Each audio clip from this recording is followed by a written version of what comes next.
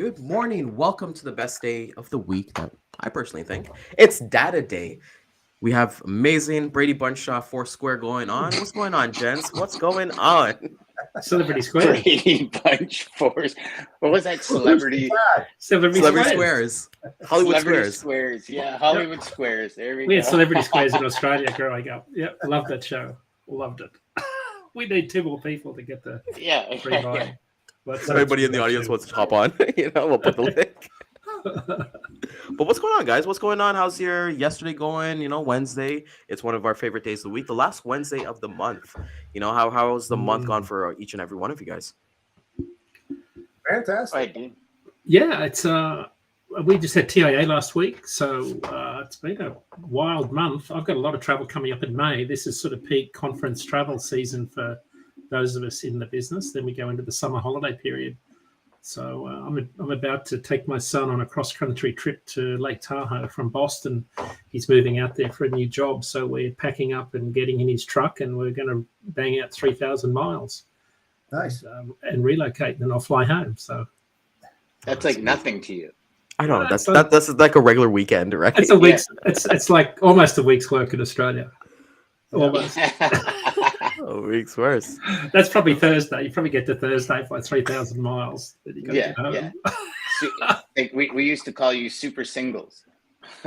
Strong singles. Right. But you know what's a very strong thing. Our intro video is very, very strong. So let's hop into it, boys. You're just slick on the.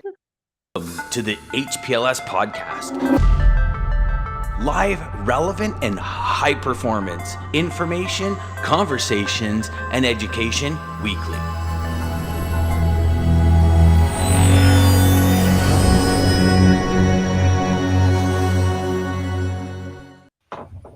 You've had slick transitions, man. Look at you. I was telling these guys before we went on air, I'm not here for my looks only. This is not the Bachelor podcast. This is Thank the Saturday Lord. Sales Chatter. But we're happy to have everybody here. My wife would like that. Well, congratulations first and foremost to Jeff, Footage Cowboy, for being on Dad IQ Live yesterday, which would be Tuesday. Dan and I had an amazing guest yesterday, Casey Jenkins, who, wow, just mind blown with just the information that she has. Definitely a must follow. Dean, always a pleasure. Let's get started right into it with the market update of what's been going on. Is there any kind of numbers that we're kind of closing the month? What's going on in the data world? Yeah, pretty. It depends who you are, right? Whether you're a broker, carrier, or shipper. If you're a carrier, it's pretty bleak. I guess if you're a broker, margins are still pretty good. You've been able to expand your margins because you're buying capacity at a lower rate, although that could change soon. And I guess shippers have been pretty happy to be seeing both spot and contract rates continue to decrease. But here we are in the end of April, and we're still not seeing much seasonality, if any, emerge in the market. There's a real fear, as Jeff and I talked about yesterday on the show, that 2019 reemerges, which was an ugly year for transportation. There was no peak season. It was just a slow grind. So we're sort of, as we talked about last week on the show, we're looking for some seasonality. It hasn't emerged yet, although there are some glimmers of hope on the West Coast in produce world. There are some good produce volumes starting to come out now. Things have dried out and the atmospheric rivers have backed off that we had in January. So that, volumes are still way behind where they were this time last year. By my calculations, we're about 3 to 4 weeks behind where we'd normally be with produce volumes off the West Coast. That has slowed down the uptick in spot rates that normally happens around the Vidalia onion pack date, which was April 16. That's kind of the official starting line of the produce season. As we said on our show yesterday, if you look from April 16 to July 4, dry van rates go up about 21 cents a mile, and reefer rates go up about 26 cents a mile. They both go up to this sort of peak around July 4. They have done in past years. It was a non-event last year, as we discussed numerous times.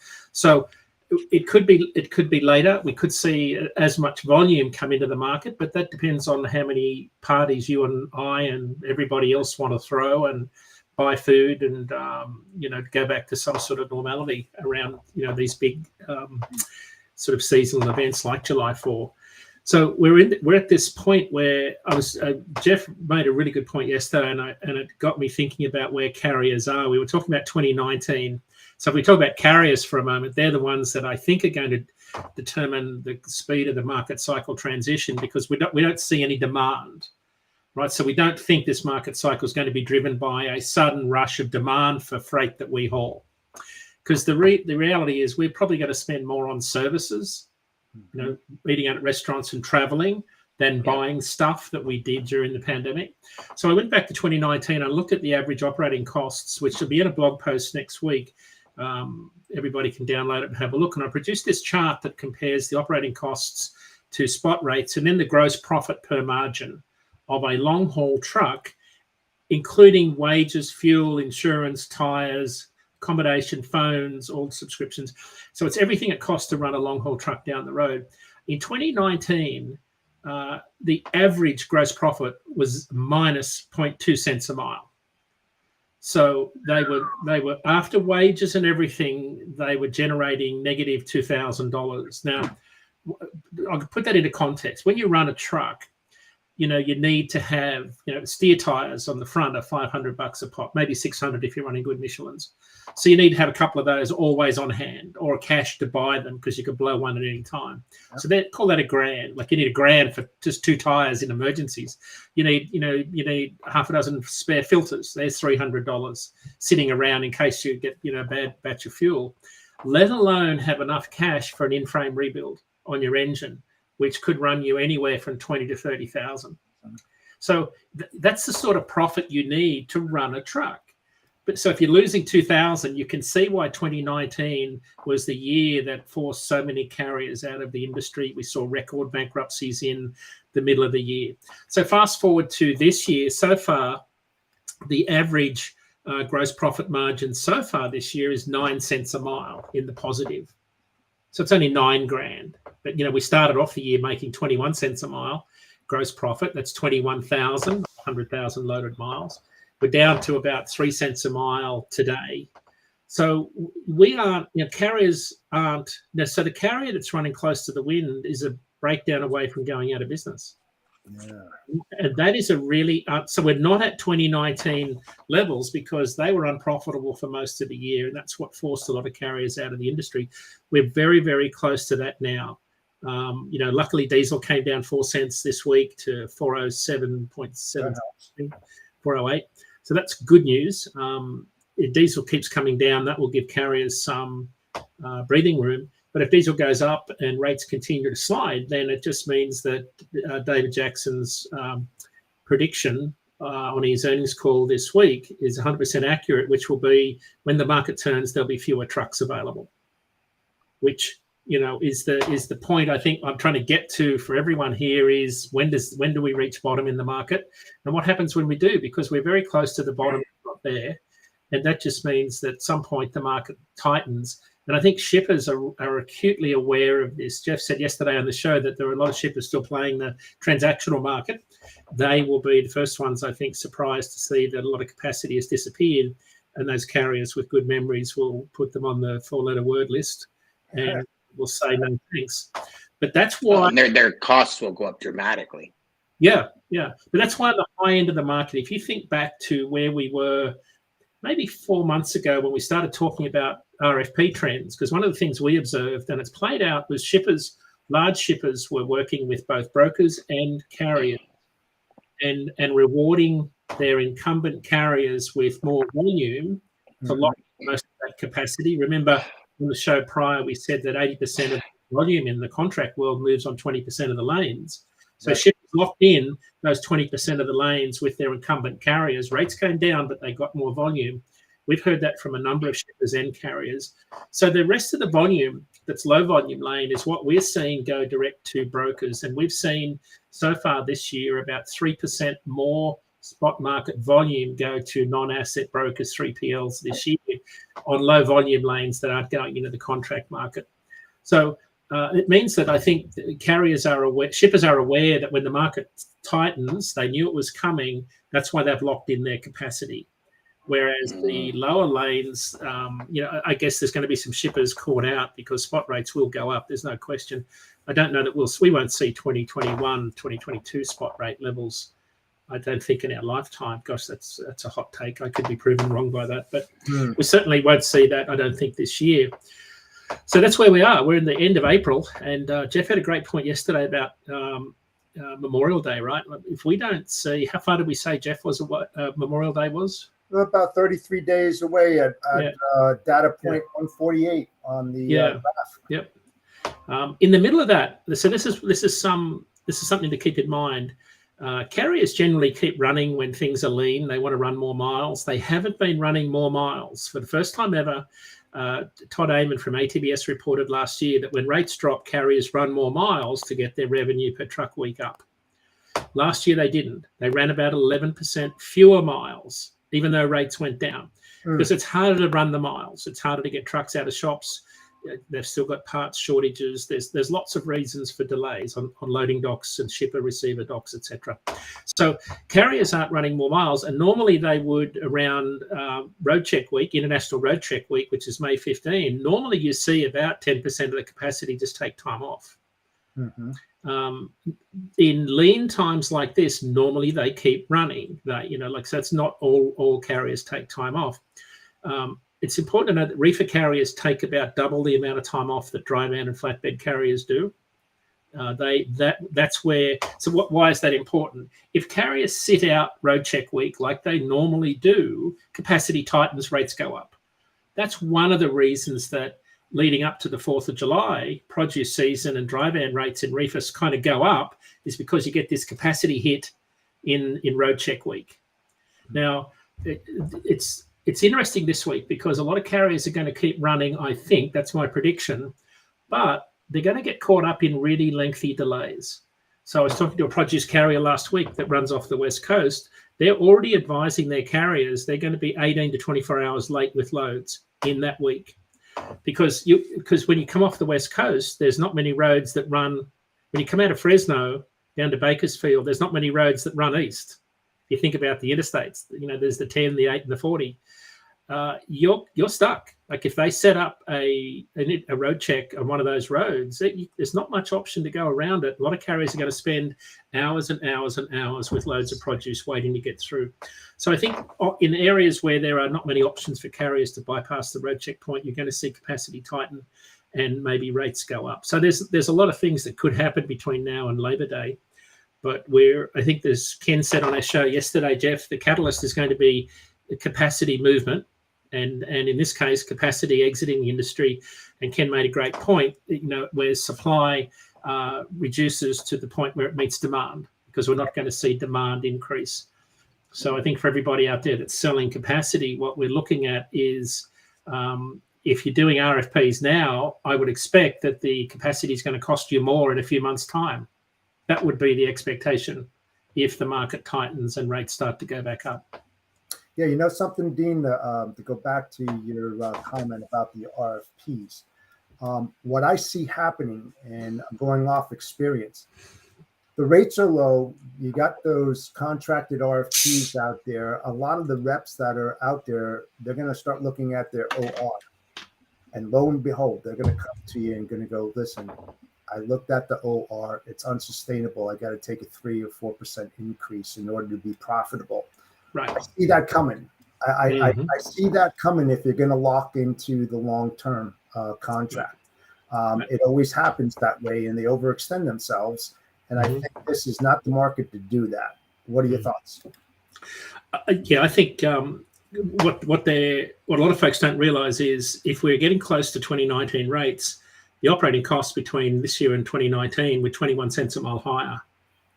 So that's where carriers are going to draw the line. A lot of carriers, you just can't run for less than what it's costing you we're already at break even. So carriers are going to be wanting to start to put their rates back up when that supply demand equilibrium starts to meet. We're not far off that. So that's why, we're sort of in limbo right now because we haven't seen seasonality emerge, and that's a big if. We're holding out a lot of hope that produce season will do that. So, but I think the prediction that we had early in the year on our contract side was that the second half of the year would be much better than the first half because there's more demand factors that will, bring us back once the inventory levels get run down and we get into that regular cadence of import shipping and summer activities. So, and peak shipping season looks like it could happen again in a normal time frame around September, October on the import side. But I think the biggest data point, Dean, and if you could follow up on that and bring it next week, would be what are the current inventory levels right now over the last several weeks, and how much percent have they dropped, or are they remaining the same? It's going to tell you a lot what the future is going to bring based upon those. Right. Yeah, so we're not the bearer of good news. I mean, if you're a shipper and a broker, probably it's still pretty good times. I've always got to remember that there's three sides to this stool, three legs of this stool: brokers, carriers, and shippers. I always look at the market from a carrier's perspective, so I always bring this bias. But carriers move loads. They're the only ones moving the freight physically, and without them, nothing moves. So, but right now, we've still got a lot more capacity in the market than we do loads. It was interesting. The ATA truckload tonnage index came out last week. It was down. They moved about, I think it was about 5% more tons in March, but seasonally adjusted, it was down where they expected it to be. So was it down from like COVID years, or was it down from pre? Just year over year, down year over year. Just year over year. Okay. Yeah, Dan. A lot of the data points are suggesting, when you look at all the volume indexes, they look very similar to 2019 levels, which is the sort of the scary part of this equation, because rates were lower, operating costs were lower, but rates have been heading south at way too fast a clip. And operating costs are still high. We're still seeing diesel above $4. If you think back to that period from 2011 to 2016, we averaged $4, just over $4 a gallon for diesel over nearly 4 years. It was a pretty rough period. We're only just back down to that level now. We're about $1.02 a gallon lower than this time last year. But then you're adding a lot of the other aspects that weren't there in 15, 16, 17, which is driver wages have gone up. People that bought trucks during the COVID period or whatever it was have paid more, even after have paid more. Like everything's going up. Everything, even food. Like I couldn't believe how much food has gone up in the grocery store. And I've only not shopped since August. My wife's been doing the grocery shop since August, and I went yesterday, and I was like, again, because I remember what it was costing. So even a driver on the road, it's going to cost him more to live on the road than it did before. Like, it's not just the truck and all, it's everything included, clothes on the road and everything. It's parking on the road, and like everything's gone up. So that's why operating costs today for my average long haul truck is $1.78 a mile. It was $1.94 a mile last year because diesel was much higher. So even at $1.78, that's 10 cents a mile higher than the exact week in 2019. And but if $1.78 is your break even, the national average rate excluding fuel is around that level. So you've got to be getting a rate that includes some of the fuel surcharge just to be surviving these days. But again, when people talk about this, we're talking about fairly small numbers. Most of the truckload market's doing pretty well. Like, the contract carriers are still doing well, even though they're having tougher quarter over quarter earnings because it's things are getting harder. They're coming off a really big 2021, 2022 period profitability wise.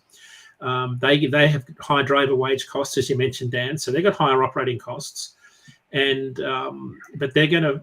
I think they are in a pretty good position. We're talking about the outer edges of the industry where there's a lot of carriers in the spot market that probably overcapitalized during the pandemic and paid a lot more for used trucks. When I look at the chart that I'll be publishing next week, it's got error bands set at 10 cents a mile plus or minus the $1.78. If you run $2,000 a month for finance on a truck and $1,000 a month for a trailer, there's $3,000 a month. It's 31 cents a mile, 30 cents a mile there alone for finance. If you're a person that owns your own truck and trailer and you've been in this industry for a lot of years, you could take 30 cents a mile straight off that $1.78 and still break even. So like when we talk about averages of $1.78 to run a truck or $2.10 a mile national average, there's a spread either side of that you've really, it's not everybody is going to be running at that operating cost. People that have been around have got lower operating costs. People that are newer have got much higher operating costs, and that's where the margins are the tightest, and they're the ones that are getting squeezed the hardest right now because of higher operating costs. And they are the ones that desperately need that gross profit to pay for the inevitable engine rebuild on used trucks they've paid too much for, that are loaded with emissions on them that don't last all that long. I know that I can run to 1.2 million miles on my Caterpillar before I even have to think about pulling the engine out and rebuilding it. A lot of these newer engines, you're looking at 500,000 miles before you need to be starting to think about rebuilding the engine. They just don't last as long as what they used to. And so I posted a picture on social media the other day of I went to Caterpillar Parts to buy some filters, because I always carry a bunch of filters and fan belts and belts in my truck just in case. And on the floor was a rebuilt Cummins X15 for 55 grand. So it's a 2021 engine that hasn't done many miles, but it was $55,000 before you spend labor to put the engine in the truck.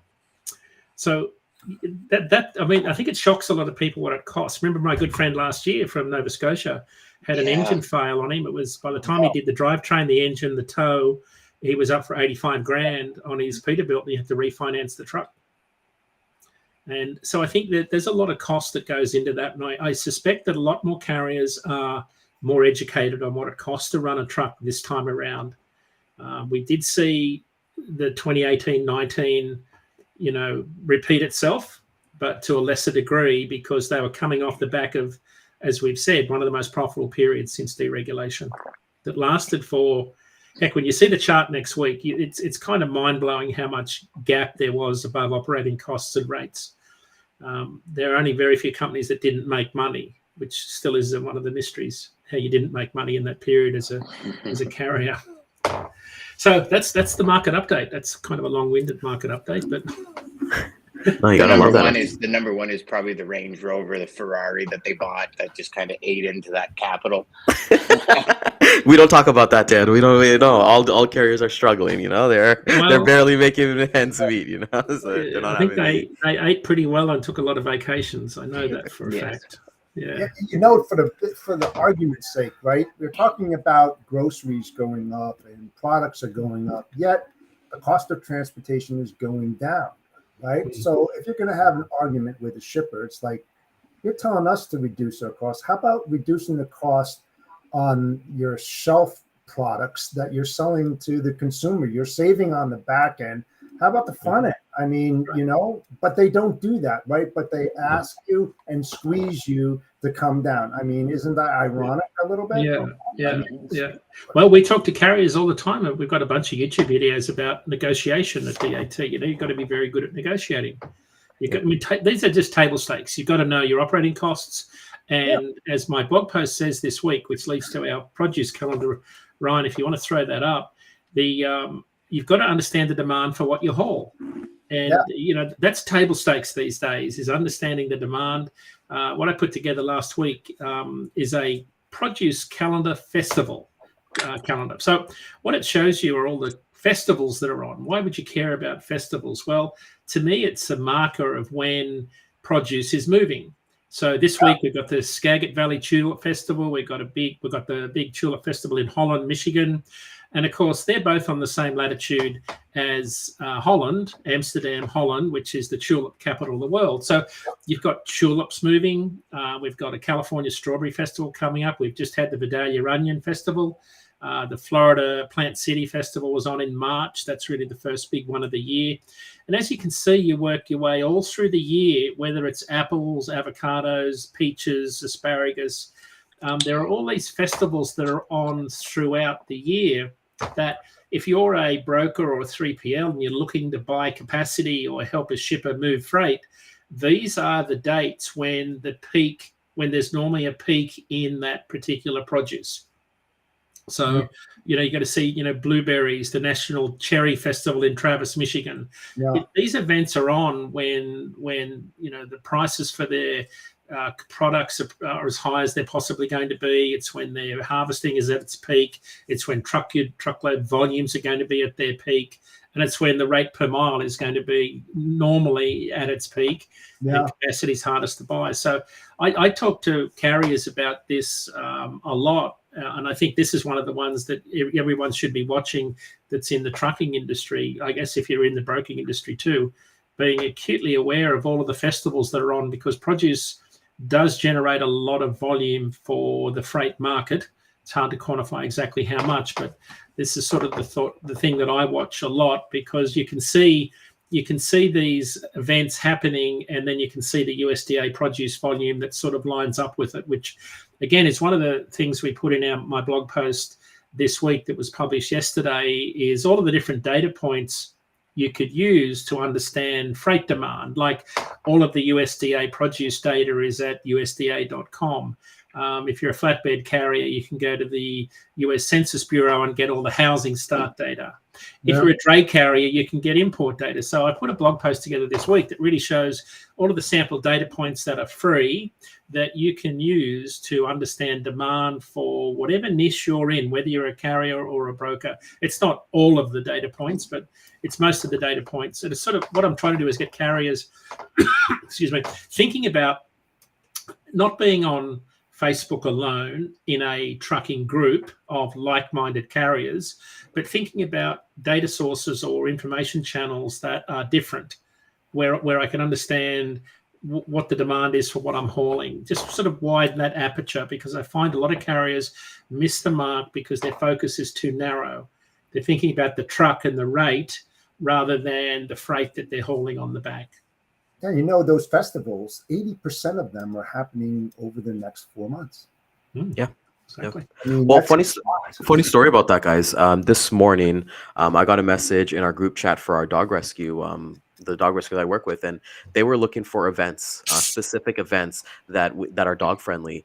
And I pulled up a farm that's maybe about 10 to 15 minutes away from me, and they have like events, like every week-long events. Like they do corn, they do I think they do strawberry picking, and every week. But here's the kickoff too, Jeff, Dan, and Dean. The kickoff is after Mother's Day. So they're basically closed up until Mother's Day, and then they'll go till Halloween because they'll do pumpkins. And that's just here in Toronto, right? So we're kind of seeing that. And I'm intrigued to kind of see like the pick your own apples and those festivals. And looking at that, I got pretty hungry. I don't know about you, Dan. I feel like maybe we need to do an episode at the blueberry one so we can get some blueberry pie, you know, like there is road trip. There is nothing like picking apples off the tree and eating them. Yeah. And I used to go and pick them off the tree and wipe them and eat them right away. And then I'd come home with such a stomach ache and a pint of apples, and then half the apples would go bad because you're just so sick of eating. But any of that kind of stuff, Ryan, like the raspberries, the strawberries, like fresh from the vine, nothing like it. The best. So, like all this stuff that we get. The other thing I do now. The other thing I do, one of the great places to learn about produce is the supermarket, because I'm like the guy down at our local store thinks I'm a little bit weird because I'm picking it up. I'm picking up the produce and looking underneath to see where it's from. Is it Chile, Mexico, Fresno, Yakima Valley? I want to know where it's come from because I want to see what's in season. Because that tells me where the freight's moving and what the rates would look like. So I spent a lot of time in the cooler. You're just there hanging out. Over the next several weeks, I mean, you're going to see a lot of these farmer markets popping up all over the place. What Ryan was talking about, all fresh stuff, So all fresh again. Well, there's two resources too, right? There's, I don't know, for brokers. I don't know if anybody knows about this, but if you're in the produce side of being a broker, there's two resources that I used when I first got into the industry. Produce Market Guide. So it's a website where you can actually find all the local. You can put in any kind of fruit, vegetable. It'll tell you all the growers, the shippers, and it was actually a great lead gen for me. What I use, gents, and Blue Book. Blue Book of Produce is a great. You can even get certified for less than $500 and put that little icon in your email, get a little clout from there. But those are two great resources to see things like calendars. It was really important to understand what's in season and what's not in season. And as Dan was kind of mentioning about his wife, like right now watermelons are $10 a watermelon, but in 2 months, those watermelons are going to go down to $3, $4, $5, right? Yep. So Yep. you just got to kind of Well, know. it's early season too, so a lot of them are coming out of Florida. It's kind of the watermelon capital. The other one, Ryan, is the Packer. The Packer is a really good free subscription to get hold of. Whole Produce is another.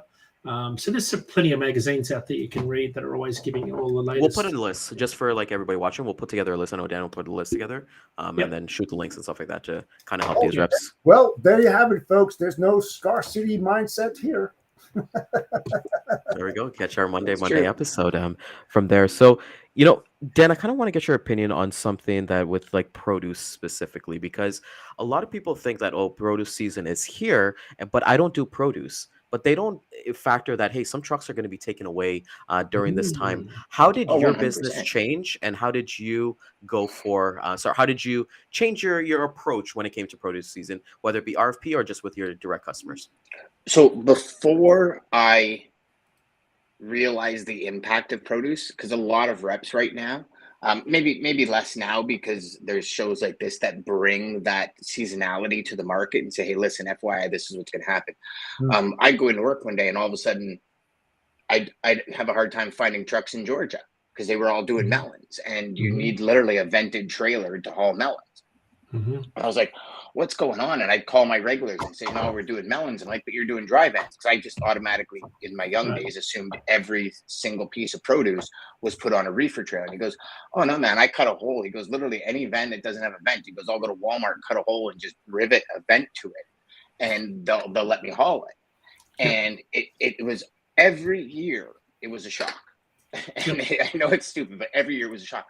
And so finally what I did is I sat down with my largest shippers and my best carriers. And I said, listen, I need your equipment year round.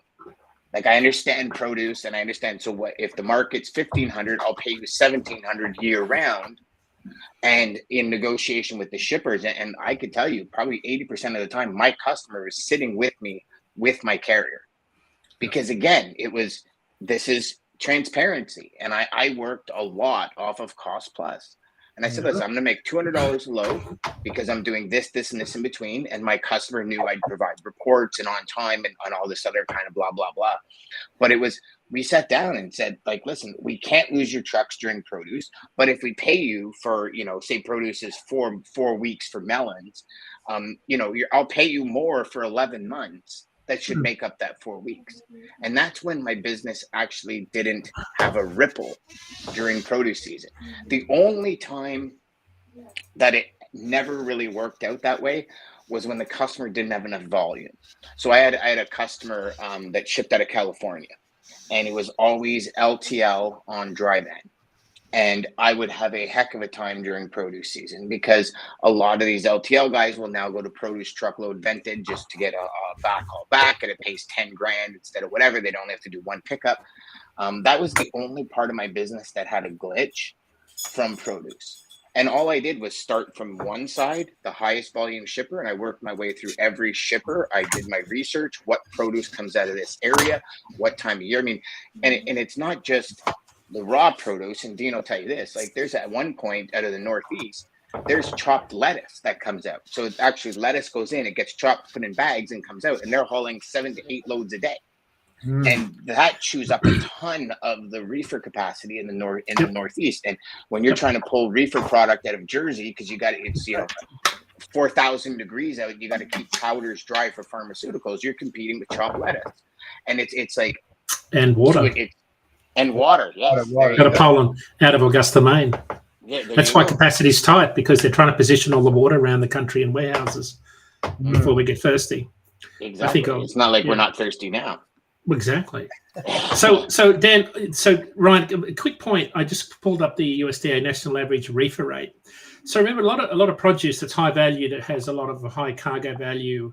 A lot of brokers won't use a carrier with a refrigeration motor older than 3 years. Yes.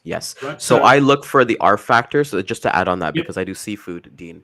Yep. When I'm sourcing my carriers, we have our set carriers, but we look at the R factor because we figure that they have to be 5 years or less. And the R Yep. factor is Yep. that if for me, I account that their reefer capability is going to go down by 10% every year, Yep. in terms of being there. So yeah, you're completely correct. I will not Right. use. I need to see it, and it needs to be all there because we need even things like to send like updates. Checking like automatic reefer updates, so I can do a download rather than sending them to a Thermo King dealer and download that report after the fact to help with claims. So you got to go with new carriers. So people say, why did dry van rates go up at the same time reefer rates go up in produce season?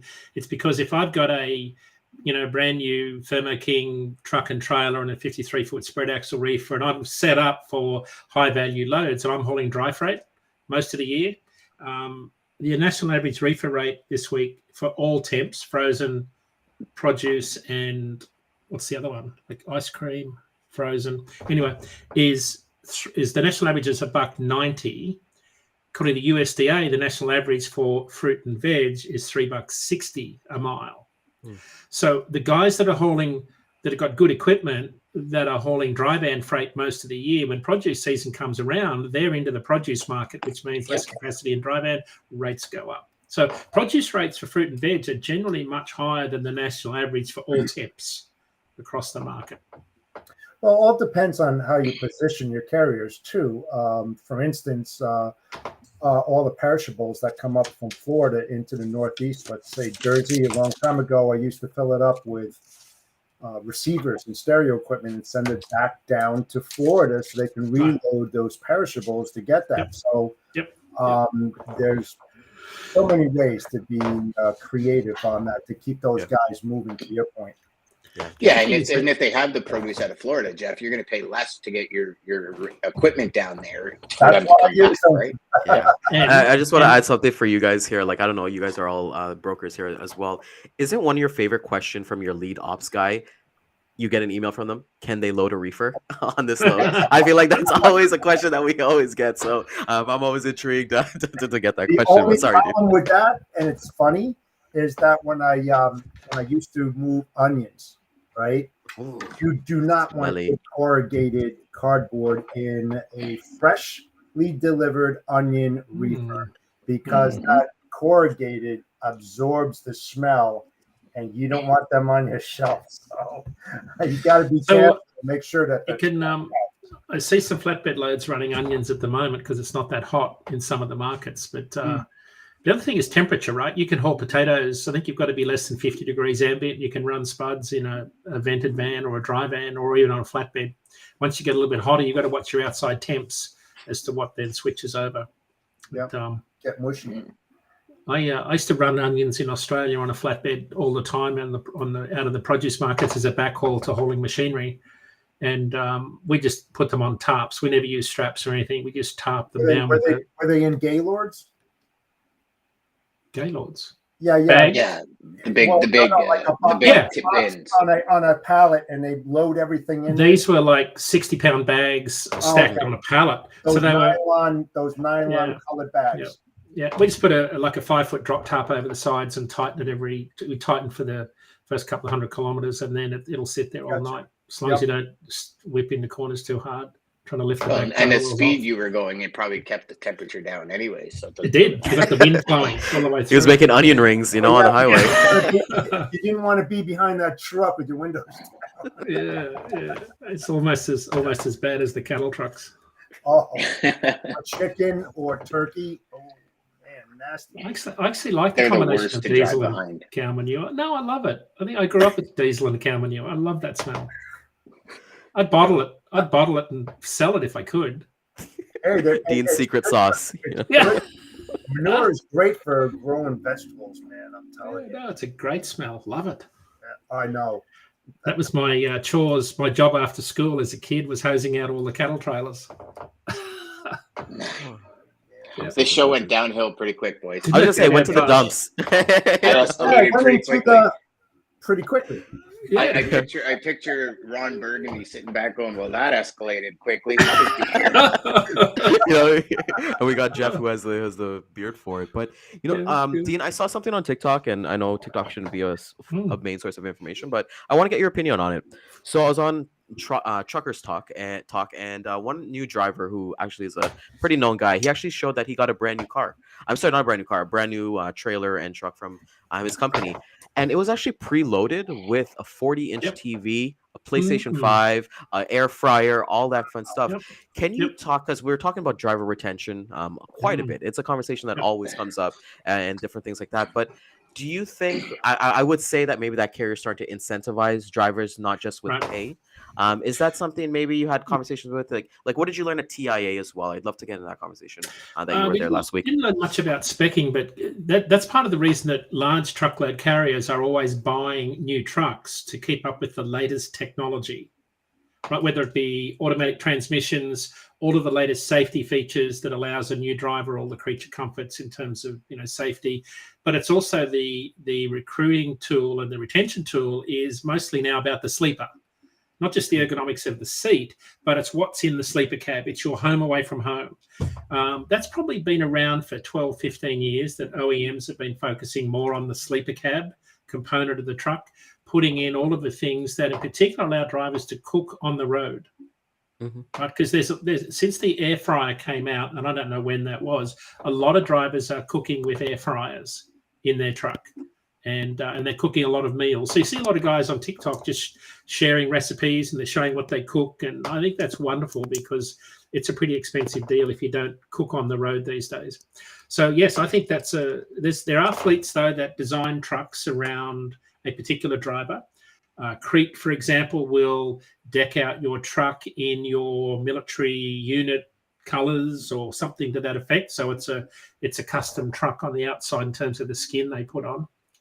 But the general rule of thumb is that good drivers will gravitate towards good trucks because the psychology is that the truck is an extension of their self-image.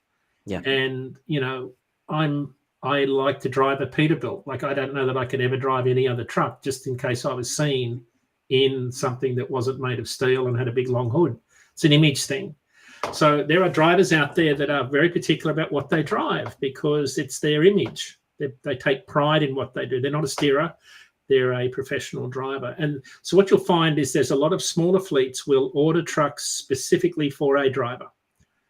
And as you get tenured, like so, the most tenured driver will get the next new truck comes in. Everybody moves up one. But there are drivers out there that have the owners will design a truck around. They will let the driver spec the truck out. Engine, drivetrain, transmission, all those sorts of things, because it keeps the driver, it locks in their tenure. So I think that's they have to sign on for in order to get that benefit.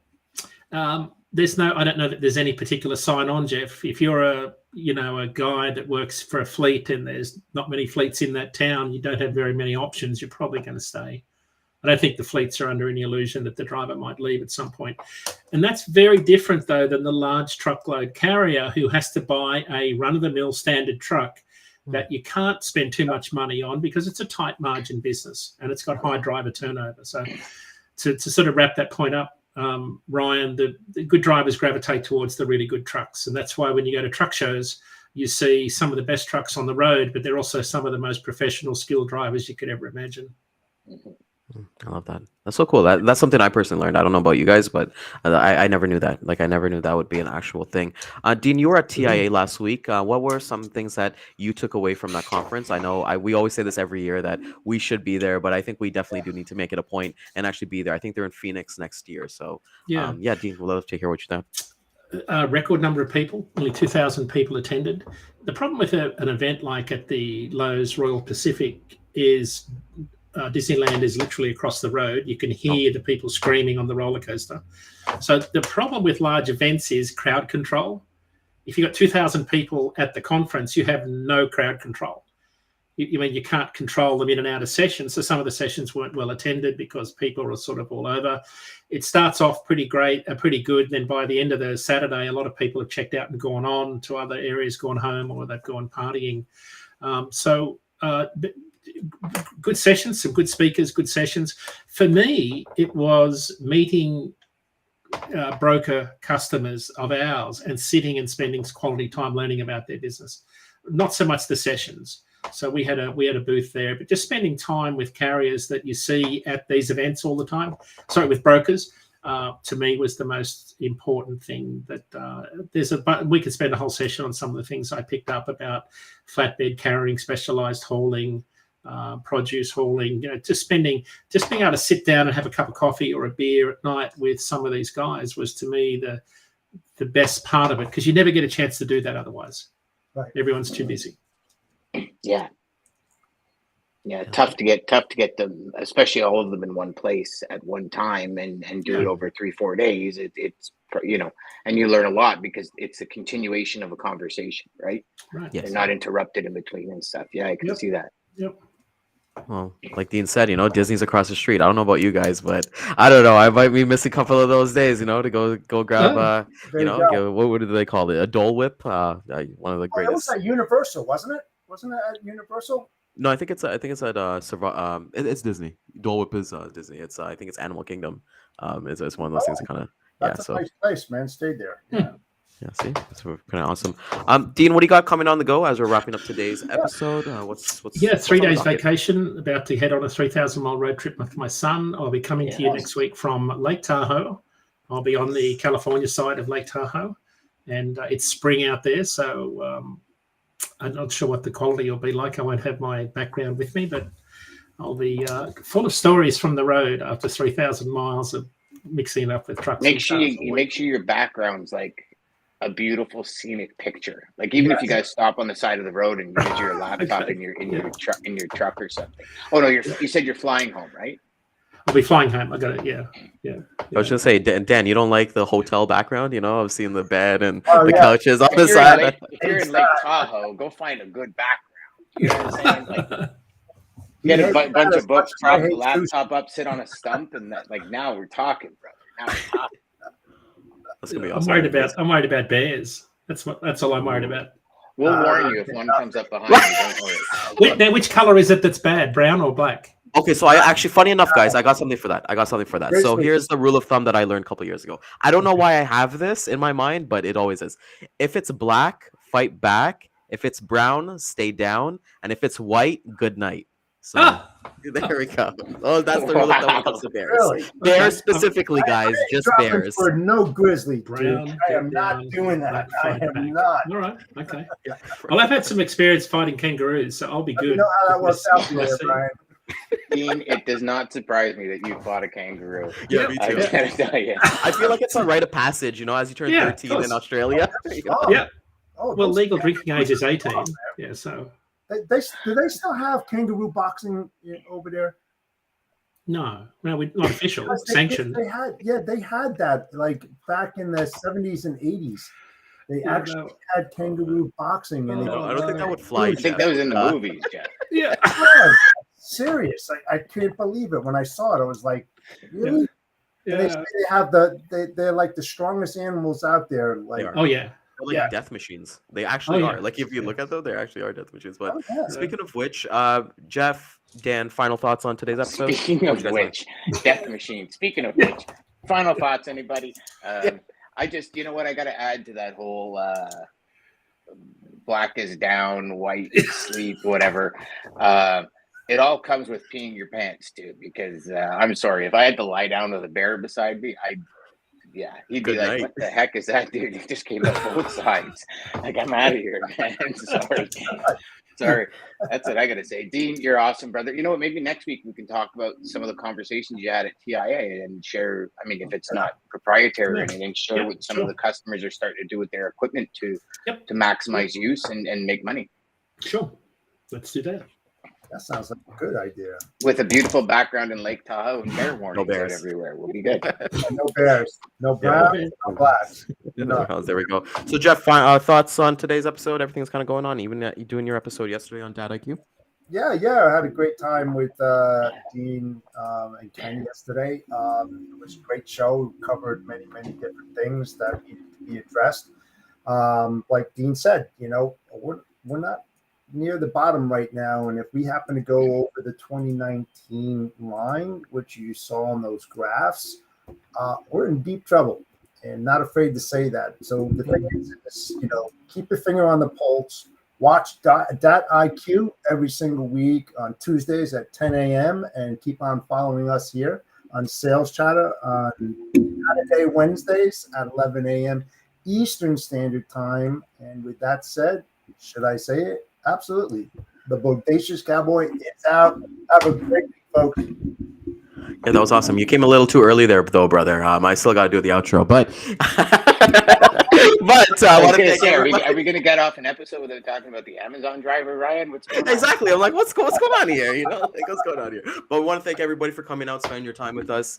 It's amazing. This is Sales Chatter, the logistics podcast where we aim to help 10,000 reps hit $1 million GP. If you found value in this, please share this with your neighbor, your friend, your girlfriend, your boyfriend, Amazon driver who's bringing in your packages today, because we all know you placed an order last night on Prime, hitting that track shipment button. So with that being said, we'll hit the replay at 2 and 6 p.m. Again, LinkedIn, Facebook, YouTube, and Twitter. And I guess since the Cowboy already took us home, we'll just see you guys for tomorrow. Dan and I have an amazing topic for tomorrow for Thursday, and we're gonna rattle a little bit of feathers, right, Dan? So it's gonna be pretty cool to kind of see everything. So everybody be safe. Dean, have an amazing trip. Be safe. Looking forward to seeing all the social media posts from the Grumpy Pete. And everybody take care. Cowboy, Dan, Dean, take care. Okay. Take care, everybody. Bye-bye.